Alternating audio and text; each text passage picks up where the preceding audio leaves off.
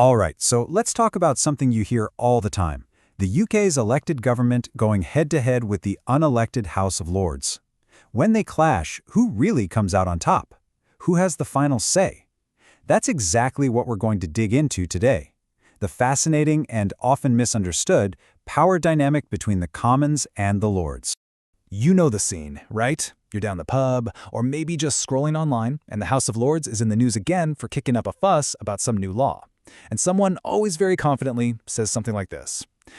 Who cares? If the Lords get too awkward, the Commons can just ignore them anyway. It kind of makes the whole thing feel a bit pointless, like it's all just political theater.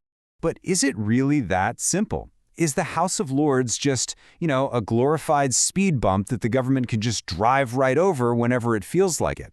Well, as we're about to find out, the real story is way more complicated. And honestly, it's a lot more interesting.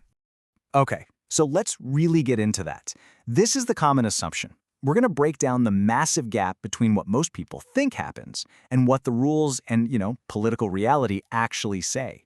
So let's just get the short answer out of the way.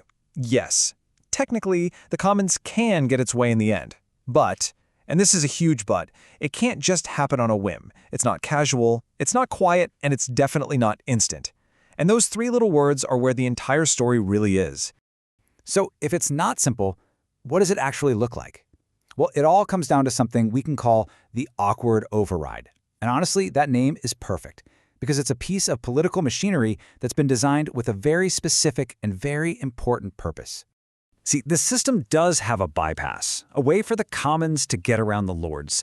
But the key thing to understand is that this bypass was deliberately made to be a pain to use. It's not a simple switch you can flip. That awkwardness, that's not a bug, it's the entire point. It's a feature, not a flaw. So how awkward are we talking? Well, first, the government can't just pick up where they left off. They have to start all over again, reintroducing the bill in a whole new session of Parliament. Then they have to wait. There's a mandatory cooling-off period. After that, they have to go through the whole process of debates and votes again.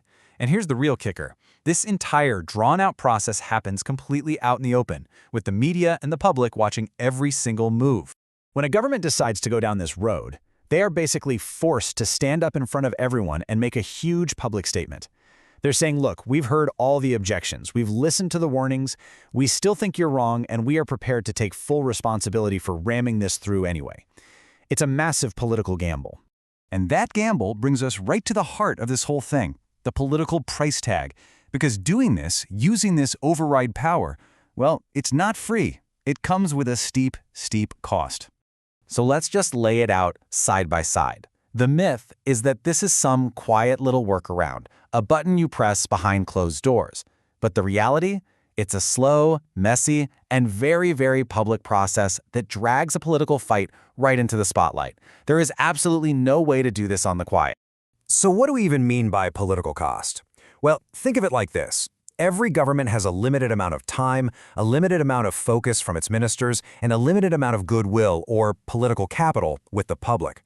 Forcing a law through against heavy criticism spends a ton of all three. It's like making a massive, non-refundable purchase right in the middle of a town square. Let's get specific. What exactly does this cost? Well, for starters, it chews up a massive amount of time in Parliament, time that could be used for other laws. It totally hogs the bandwidth of ministers and their teams who have to fight this one battle instead of, doing other things. It guarantees a huge media storm, forcing ministers onto TV day after day to explain why they're ignoring the experts. And maybe most importantly, it leaves a permanent paper trail, a historical record that says on this day, the government decided to overrule the House of Scrutiny. That's a legacy no one takes on lightly. Okay, so once you understand this idea of a political cost, you have to start thinking about power in a totally different way. It's not as simple as just asking who gets the final vote.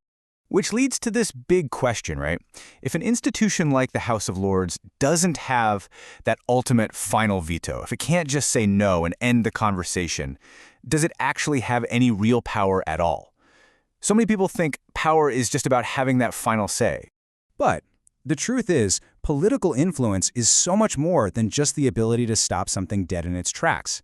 It's about shaping things, slowing them down, forcing a public debate, pointing out the flaws. That is a huge and often underestimated form of power. And this is what the Lord's quieter influence really looks like in practice. Just by slowing things down, they give the public and the media time to catch up and form an opinion. Their expert committees can dig into the details of a law and find a massive flaw that everyone else missed. They can force the government to come out and publicly explain why they're doing something. And you know what usually happens? Most of the time, rather than pay that huge political price we talked about, the government just compromises. They'll tweak the law, accept an amendment, and find a middle ground. And that's how the Lord shapes a law without ever needing a final veto. So what does this all add up to? Well, it all comes down to a deliberate balance. The whole system is designed to be this way, a kind of constitutional push and pull. And this is the compromise at the heart of the UK Constitution. On one hand, you have the House of Commons. They're the elected ones, so they have to have the final say. That's democracy. But on the other hand, you have the House of Lords, whose job it is to push back, to hit the brakes, and to force everyone to think twice. The key thing is, neither side is meant to have it all their own way. Honestly, if you remember just one thing from all of this, make it this sentence right here. The Lords can't block democracy.